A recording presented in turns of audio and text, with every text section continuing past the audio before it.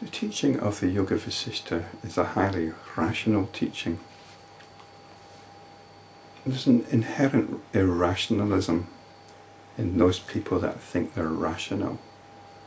They might like to think they're logical or they're scientific.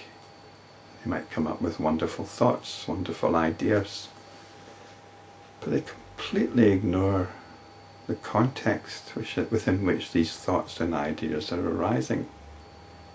It's their own awareness at work.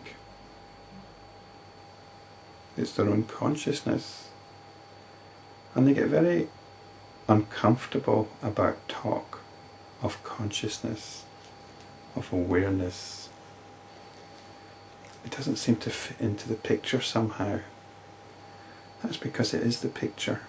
It's their very own awareness which is concocting ideas, thoughts, models, understanding.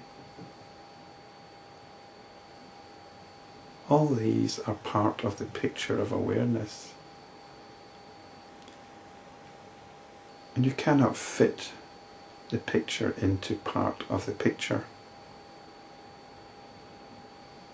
So these rationalists are actually being quite irrational because they want to look at the parts of the picture while denying the overall picture. They don't want to look for some reason. So it's actually irrational. So this picture, the overall picture, is consciousness or awareness. It's the same thing. Everything happens in awareness. And all we've got happening in awareness are stories and models. This is the most that science can ever give us, is a model. And that model is a very powerful story. But it's only a model. That model is created by awareness and presented to awareness. But in giving itself that model, awareness then dismisses itself and says, there's only the model. No, there's only awareness. That's what we have to correct. There's only awareness presenting a story, a model to itself. That's all there is. And we too, you and me, are also stories which arise within awareness. We can get in touch with that awareness. It's something that is operating right now as you watch or listen to this video. It's your awareness. You're aware of this video, you'll acknowledge that. If I say, are you aware of this video? Are you aware of what I'm saying? You'll say, yes, I'm aware. Okay. Direct your awareness to that awareness. Take it away from trying to understand what I'm saying to looking at the picture within which that understanding is happening, or that attempt at understanding is happening. Be aware of your awareness. Be aware of your seeing, of your hearing, without being completely caught up in it. This is your nature. There's nothing boring about it. You might be wishing to overlook it because it's so familiar to you. But what we need to do now is properly appreciate that awareness.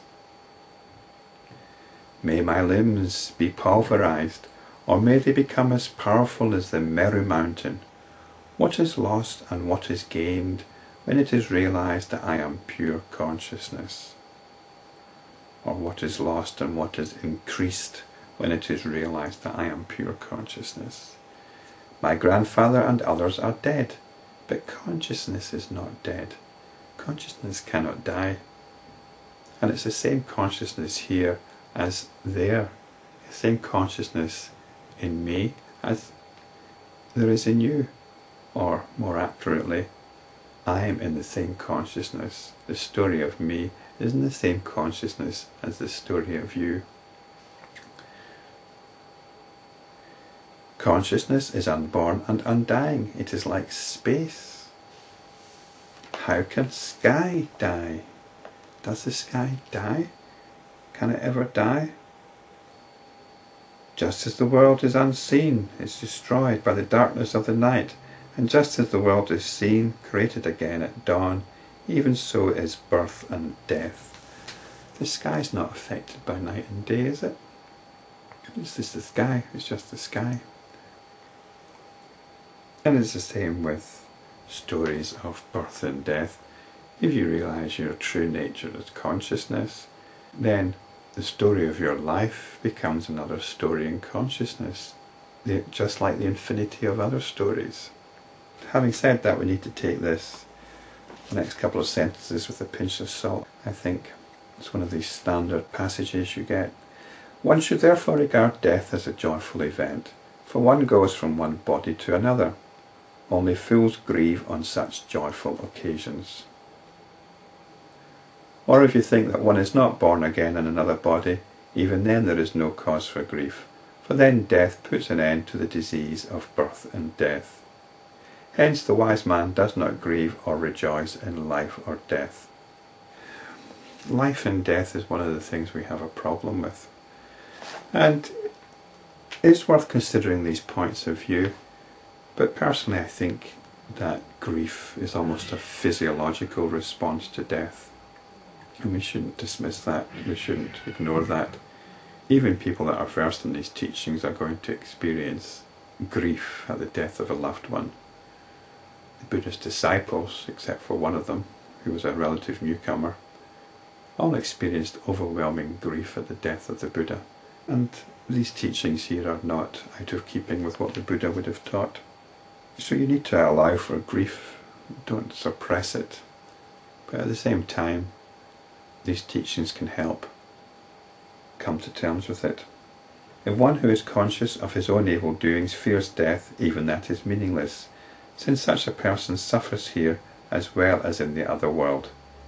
Hence, why do you wail, "Oh, I die, I die, I die," instead of exclaiming in joy, "I shall be, I shall be, I shall be"? We can certainly do with developing a more positive attitude to death than is often existent. Even these are meaningless words when you realize that the infinite consciousness alone exists. Space exists in space, and consciousness exists in consciousness. What is the meaning of words like birth and death? Knowing that you are pure consciousness, eat, drink, and live without the sense of I and mine. You are like the sky. How can desires arise in you? The wise man enjoys what is pure, if it comes to him unsought, borne down by the river of life. If there are impurities borne down by the river of life, or by circumstances, the wise man is unconcerned about them, as in deep sleep. So the message here is, realize your essential nature as consciousness at every opportunity, even in the face of life's traumas. Traumas like birth and death, or even in my own case of having to find a job.